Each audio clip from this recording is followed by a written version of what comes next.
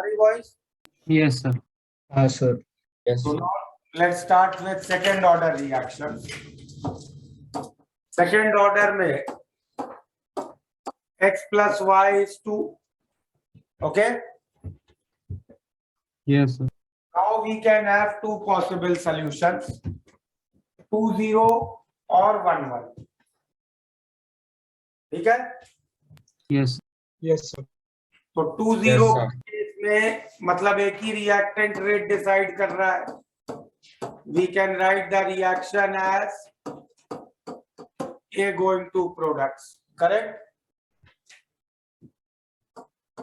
तो time t equal to 0 पे A naught, t equal to t पे AT. ये मान लो कुछ x. This will be A naught minus x. तो अब रेट लॉ कैसे लिखेंगे? Minus DA by DT is equal to KA square. Okay? Yes, sir. Minus DA by A square is equal to K dt. Integral 0 to T A naught to AT. Integrate करके क्या मिलेगा? 1 by AT minus 1 by A naught is KT. Okay, तो ये हो गई second order reactions की integrated rate law. Sir लेकिन इसमें स्मॉल ए 1 है ना, स्टोइचोमेट्रिक. स्टोइचोमेट्रिक कोएफिशिएंट भी लगाना है, एन लगा देते हैं. चलो, बेसिकली स्टोइचोमेट्रिक कोएफिशिएंट लग जाए तो वो के में मल्टीप्लाई हो जाता है और कुछ नहीं.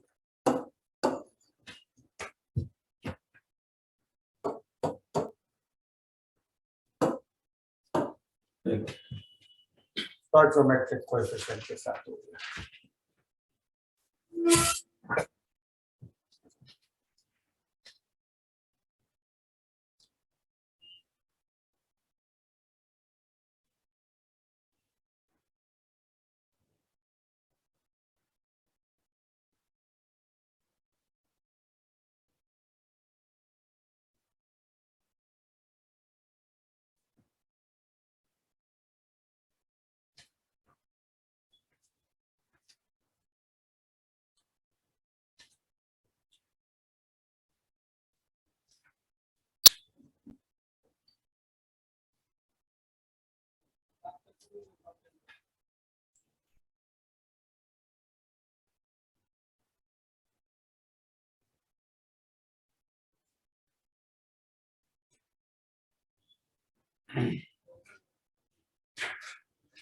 हो गया नोट? Yes, sir. 1 minute.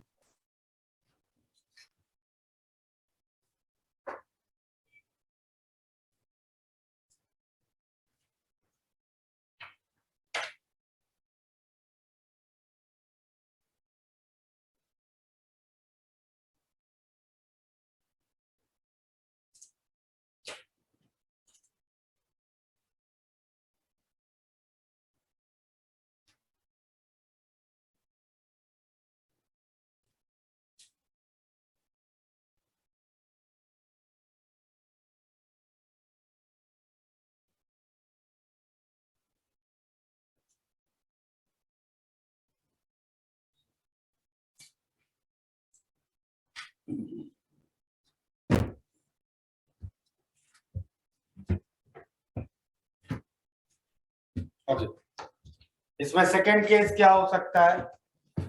दो रिएक्टेंट, दोनों के रिस्पेक्ट में ऑर्डर करेक्ट. Yes. तो इस टाइप का कुछ रिएक्शन है.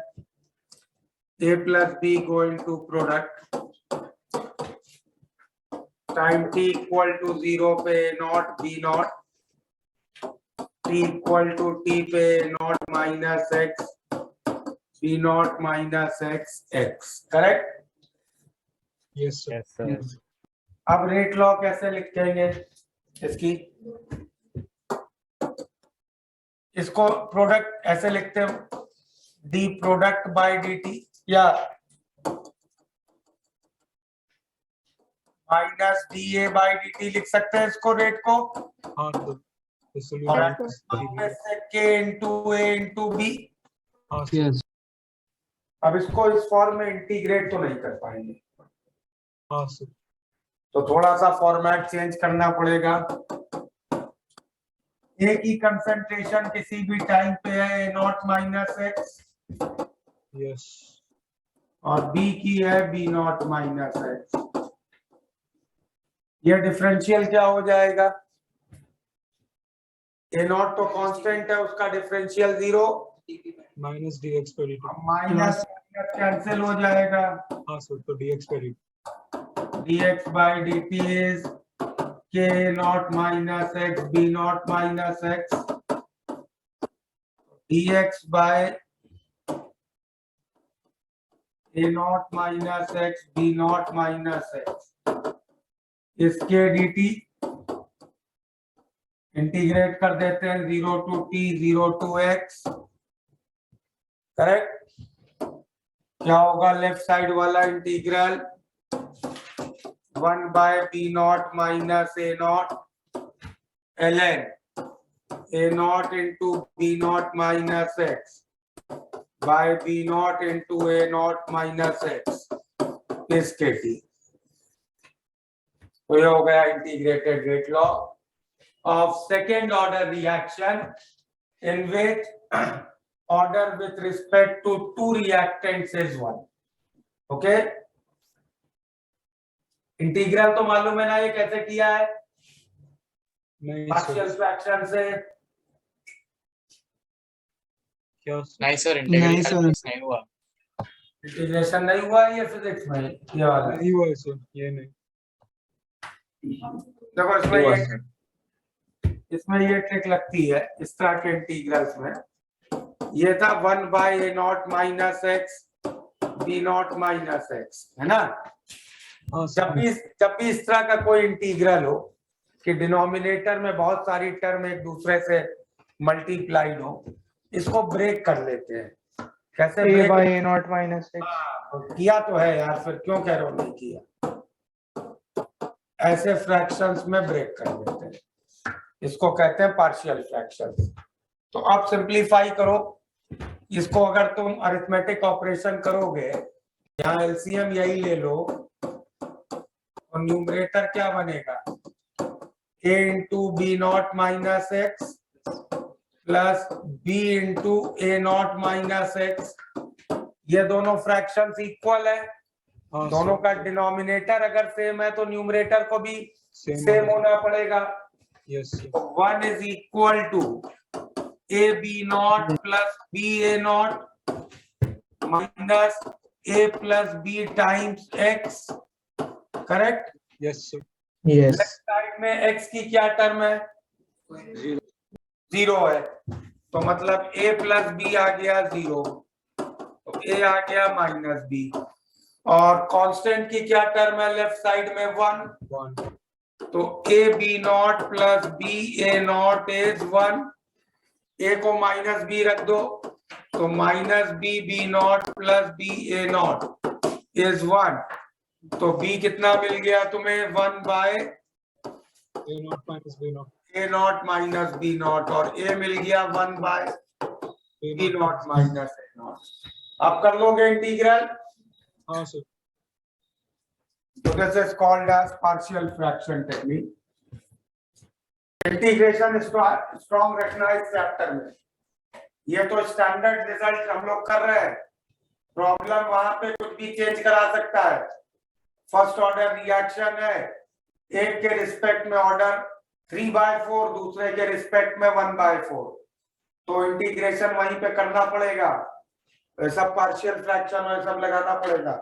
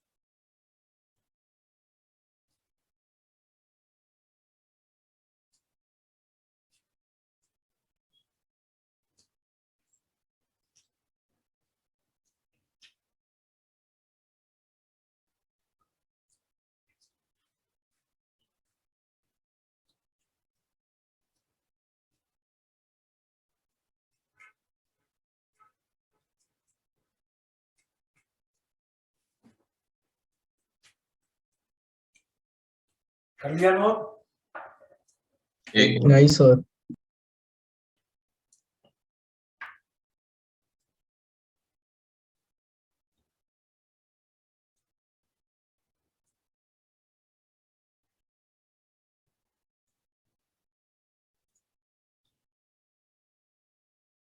सर तो मतलब सेकंड ये ऑर्डर के लिए दो ये दो फॉर्मूला। तो केस हो गए। कौन सा फॉर्मूला Yes, डिपेंड करेगा प्रॉब्लम में कि एक ही रिएक्टेंट ऑर्डर डिसाइड कर रहा है कि दो कर रहा है? Yes sir. सर आपने अपर लिमिट में क्या लिखा है? 0 to x।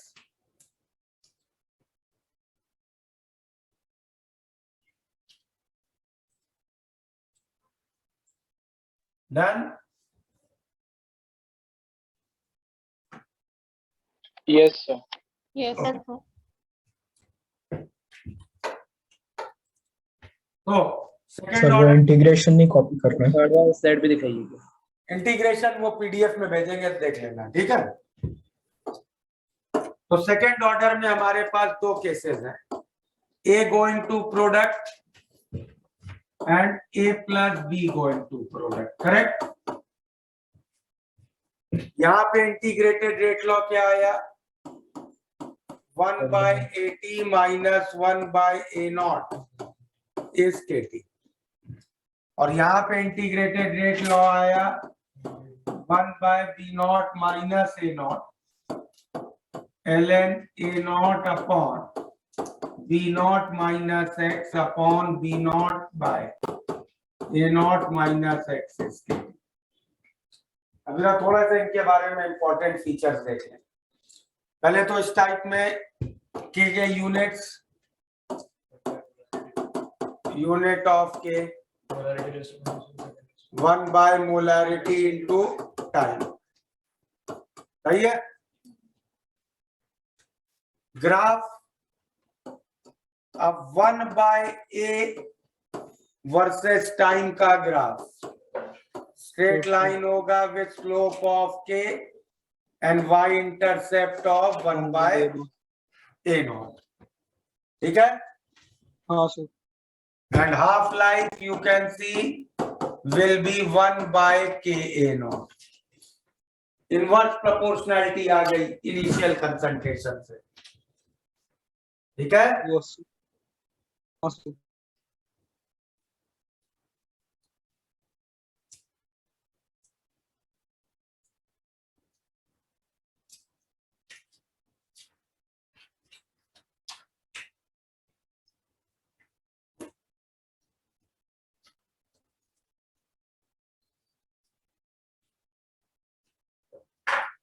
अच्छा, ये सब कैरेक्टरिस्टिक्स जो है ना, ये ग्राफ है, हाफ लाइफ है, ये सब हम लोग केवल किस टाइप के रिएक्शंस के लिए देखते हैं? For a going to products. मतलब जब एक ही रिएक्टेंट ऑर्डर डिसाइड कर रहा है तभी ये सब कैरेक्टरिस्टिक्स देखते हैं।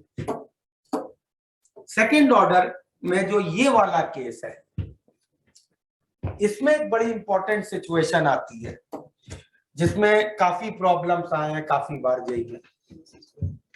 What will happen if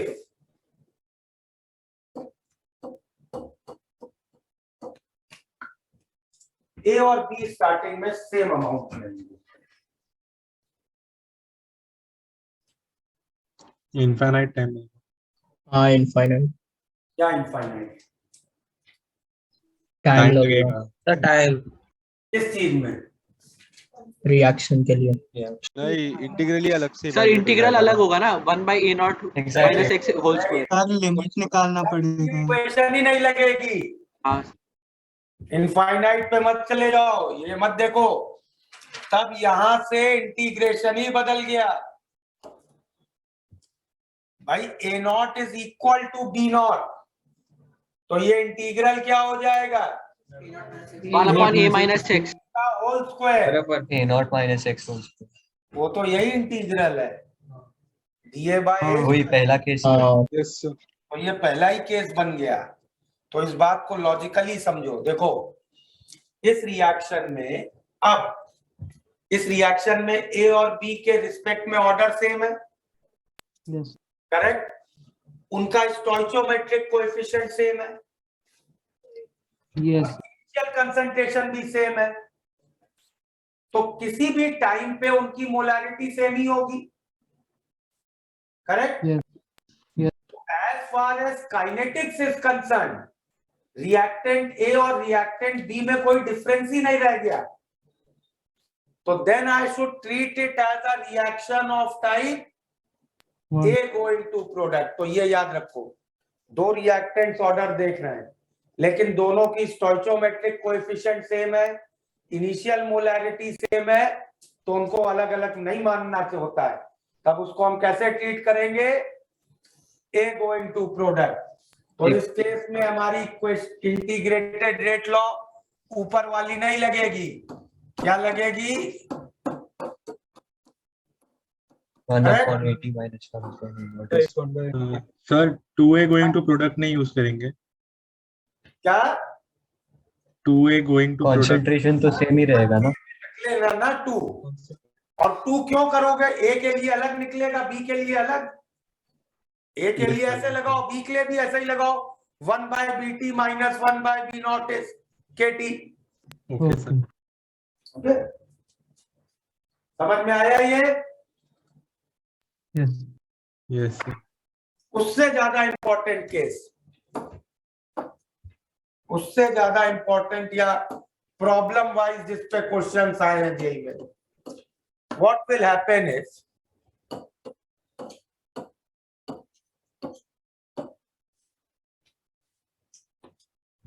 B naught is much greater than A। एक रिएक्टेंट को बहुत ज्यादा ले लिया,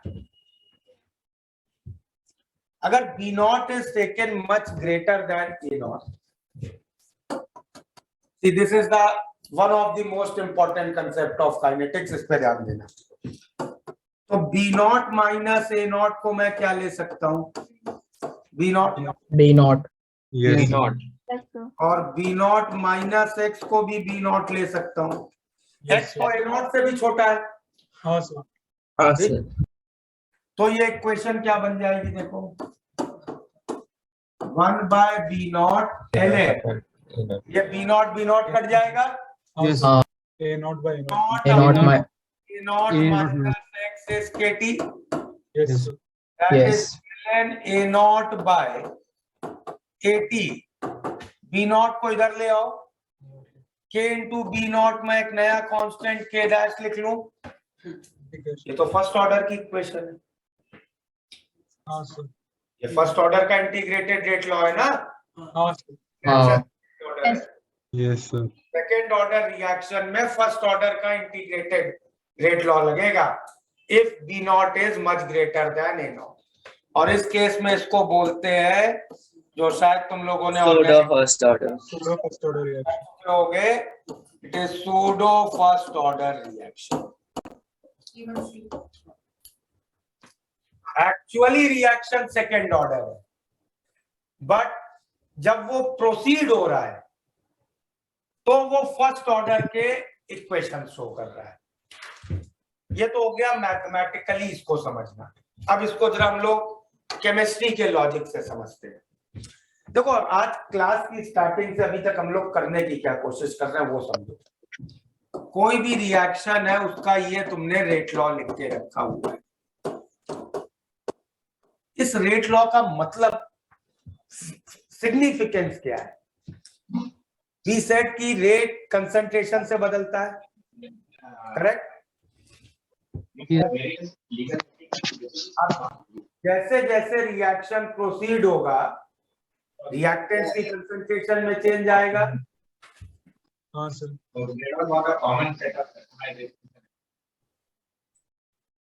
जैसे जैसे रिएक्शन प्रोसीड होगा, रिएक्टेंट्स की कंसंट्रेशन में चेंज आएगा, Yes, sir.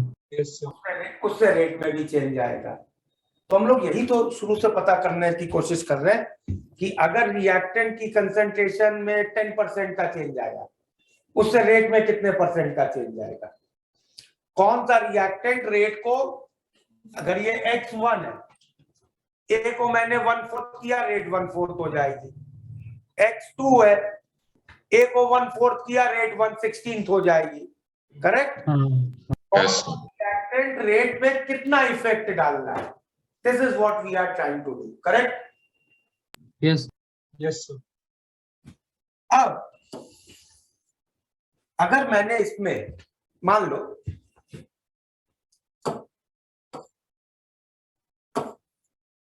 ये रेट लॉ लिखा है, तो ऑर्डर क्या है? 5, करेक्ट? यस हाँ सर। ए के रिस्पेक्ट में 2, बी के रिस्पेक्ट में 3। हाँ। पहले इस ऑर्डर का एक और मतलब समझो, अपने दिमाग में जो बिठाना है। ए के रिस्पेक्ट में ऑर्डर 2, मतलब तुमने एक में कुछ भी चेंज किया, रेट में उस चेंज का स्क्वायर होगा। Yes. ए को Yes, sir. डबल किया, हाँ रेट सर। बी के रिस्पेक्ट में 3, मतलब बी क्यूब में कुछ होगा। भी चेंज किया तो रेट में उसका क्यूब का चेंज आएगा। यस हाँ sir. Overall order 5,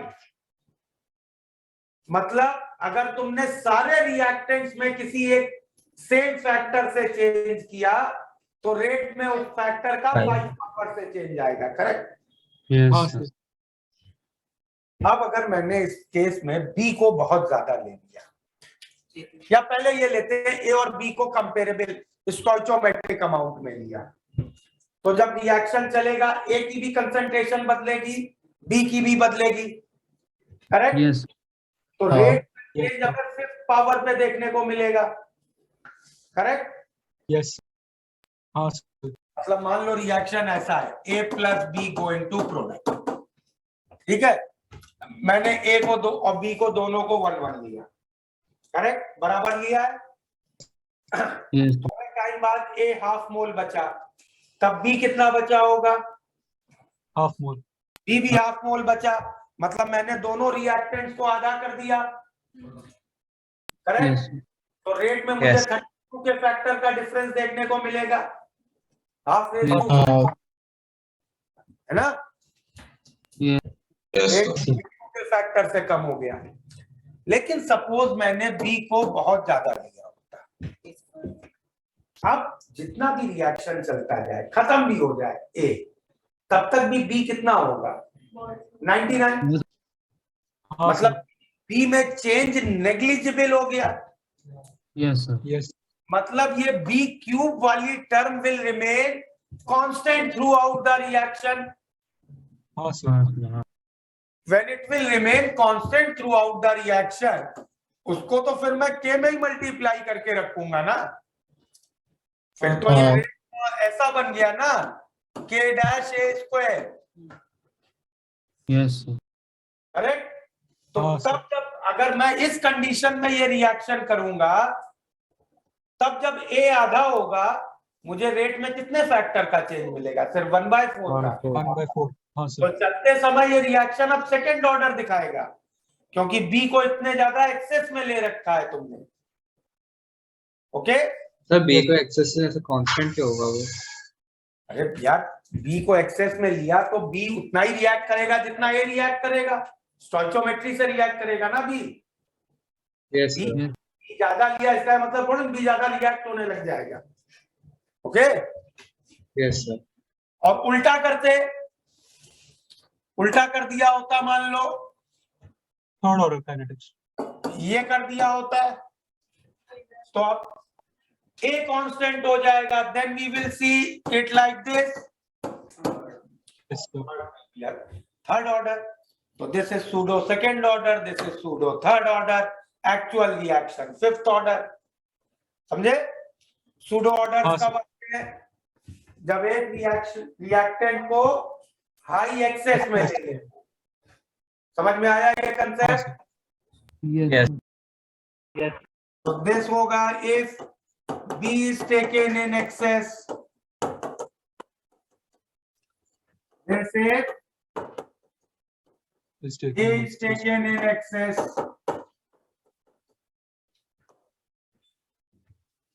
and this if both are taken comparable.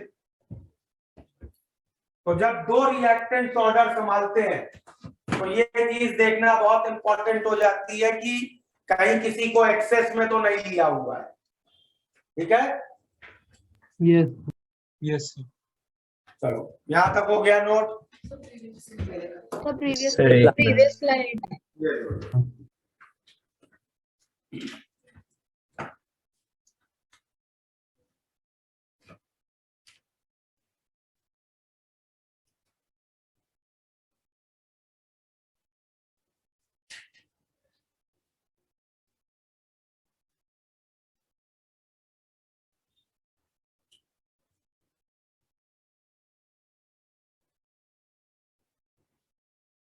Sir, बोलो। अगर A और B का stoichiometric coefficient सेम नहीं होता तो इक्वेशन चेंज होता क्या? पहले केस में if A naught is equal to B हो naught. जाता, तब थोड़ी और इक्वेशन कॉम्प्लेक्स हो जाती, इसलिए वो वाला केस नहीं लिया, वो तुमसे नहीं पूछा जाएगा। Then it is purely Okay, sir. तब वो मैथ्स की प्रॉब्लम हो गई, इंटीग्रेशन की, उसमें केमिस्ट्री कुछ बची नहीं थी। ठीक है sir, thank you.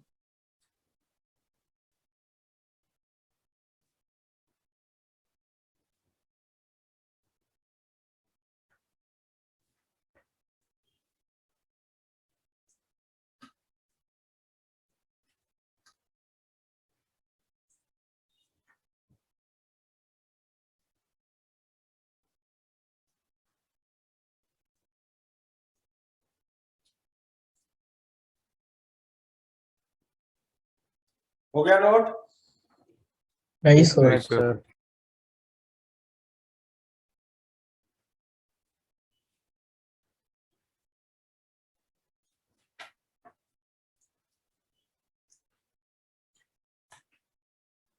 Sir pseudo first order में इतना ही है ना कि किसी एक का कॉन्सेंट्रेशन दूसरे से ज्यादा होगा तो फिर सूडो ऑर्डर्स का ये लॉजिक है। सूडो ऑर्डर तब लगते हैं जब दो रिएक्टेंट्स ऑर्डर कंट्रोल कर रहे हैं, लेकिन उनमें से किसी एक रिएक्टेंट को एक्सेस में लिया जाए, तो जो लिमिटिंग रिएजेंट होता है उसके रिस्पेक्ट में जो ऑर्डर होती है वो ओवरऑल रिएक्शन की ऑर्डर दिखने लग जाती है। ओके? हाँ, मतलब जो एक्सेस में लिया है उसके वजह से रेट कांस्टेंट रहेगा, उसके वजह से चेंजेस नहीं आएगा। वो उसका कंसंट्रेशन कांस्टेंट रहता है पूरे रिएक्शन में, इसलिए वो रिएक्शन रेट पे कोई चेंज नहीं इफेक्ट लाता है। समझा सर। और इसके शायद तुम लोगों ने ऑर्गेनिक में एग्जांपल्स कर ही लिए होंगे। देखो काइनेटिक्स किन रिएक्शंस के लिए पढ़ते हैं ये भी जरा इंपॉर्टेंट समझ लो। Do we study kinetics for ionic reactions? No, because they are extremely fast reactions. They happen within a fraction of second. तो जो इतने फास्ट हो रहे हैं उनका टाइम निकालने से मतलब नहीं है। काइनेटिक्स हम लोग उन्हीं रिएक्शंस के लिए पढ़ते हैं जिनको खत्म होने में कुछ मिनट या कुछ घंटे लगते हैं, which are moderate reactions, which are organic reactions. Okay? जो एक्सट्रीमली स्लो रिएक्शंस होते हैं जिनको कई दिन लगते हैं, उनके लिए भी काइनेटिक स्टडी नहीं होती है। ठीक है? Yes. इस चैप्टर के लिए एनसीईआरटी थोड़ी सी पढ़नी है। क्या पढ़ना है उसमें से? हर ऑर्डर के उन्होंने एग्जाम्पल दे रखे हैं कि भाई ये रिएक्शन फर्स्ट ऑर्डर फॉलो करते हैं, ये रिएक्शन सेकेंड ऑर्डर फॉलो करते हैं। तो उन्होंने जो एग्जाम्पल दे रखे हैं एटलीस्ट उतने इनऑर्गेनिक वाले तो याद कर लेना। ऑर्गेनिक वाले तो सारे तुम मैकेनिज्म से ही डिसाइड करोगे कि ये फर्स्ट ऑर्डर है कि सेकेंड ऑर्डर है। ठीक है? इनऑर्गेनिक में तुम मतलब लिमिट नहीं है कितने याद करोगे, तो एनसीईआरटी जितने मेंशन कर रही है उतने तो याद कर लेना। हो गया ये? सही और हाँ, ये वाला भी एक एग्जाम्पल नोट कर लो।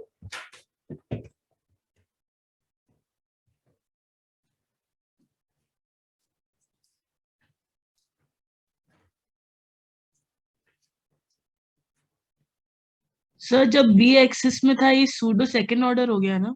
हाँ, जब बी एक्सेस में है तो सूडो सेकेंड ऑर्डर, जब ए एक्सेस में है तो सूडो थर्ड ऑर्डर।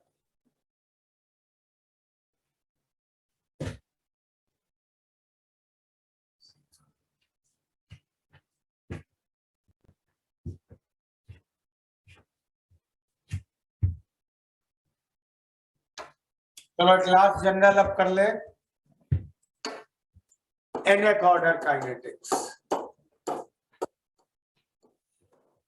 2 से हायर सब ऑर्डर्स को एक कॉमन फॉर्मूला करेंगे।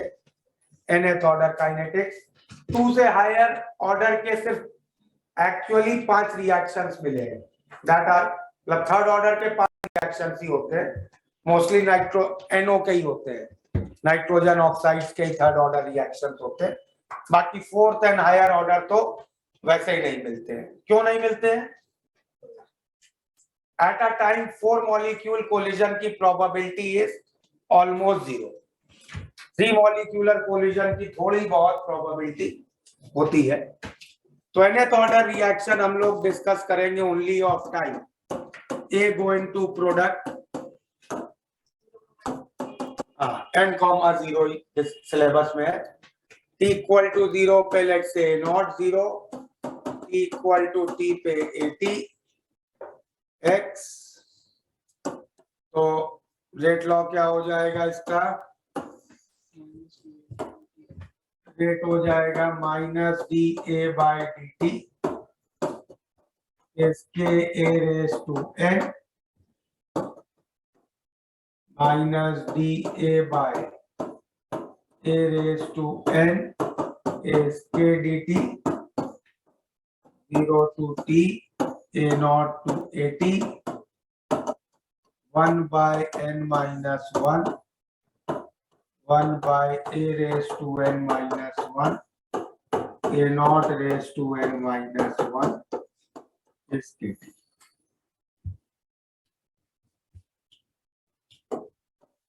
This is the integrated rate law of nth order kinetics.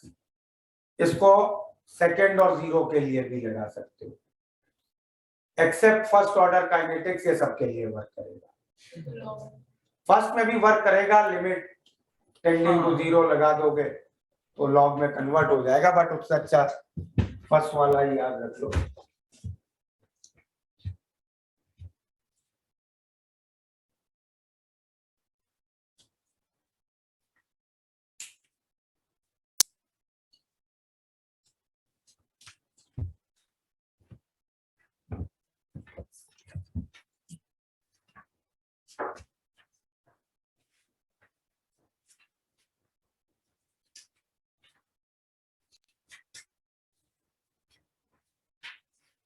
Clear हो? दो Yes. नहीं सर। करो करो।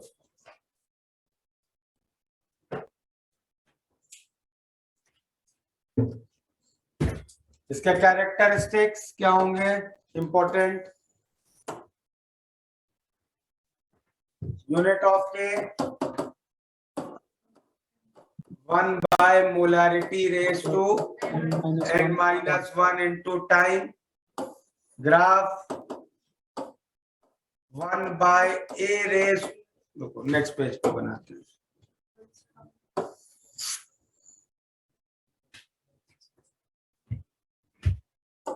इसमें एक डाउट था, 1 by a raised to n minus 1 versus time graph will be a straight line of slope n minus 1k, y intercept 1 by a naught raised to n minus 1, and half life will become 2 raised to n minus 1 minus 1 by k to n minus 1 a naught raised to n minus 1. So half life is inversely proportional to a naught raised to n minus 1.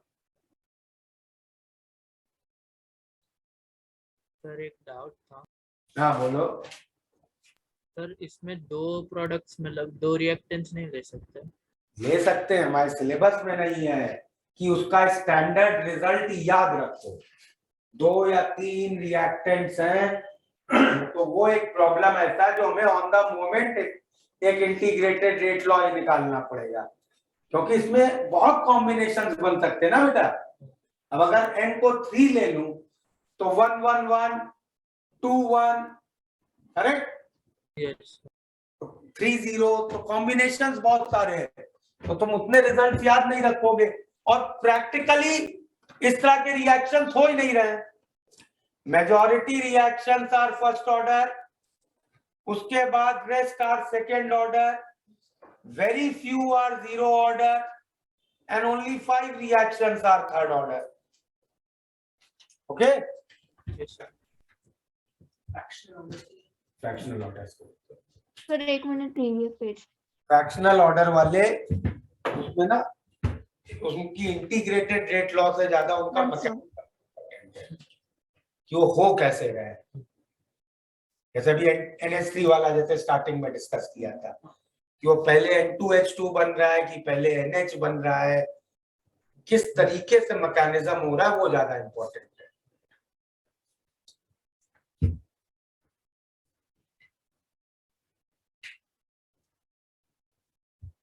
हो गया note? Yes sir.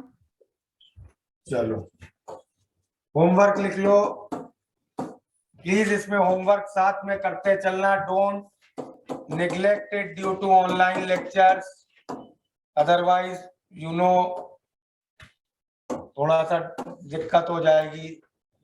वैसे ही online में you all will be slightly distracted। कुछ doubt हो anyway centre पे तो I am coming daily, you can ask, ठीक है? Yes, sir. FB 28, FBS 1 to 28, FBO 1 to 48, ठीक है?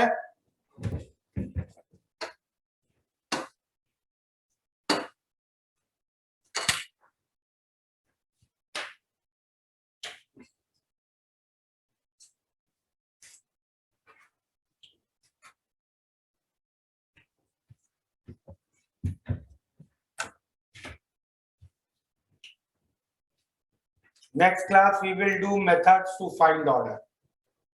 लो QR कोड ले लो।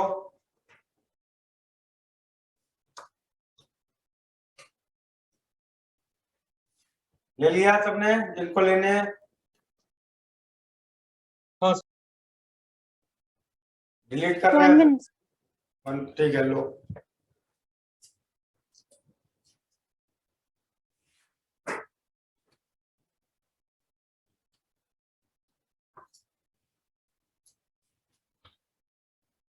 Done? Yes, sir. चलो bye everybody. Bye, sir. Thank you. Bye. Bye, sir. Thank you, sir. Yes, sir.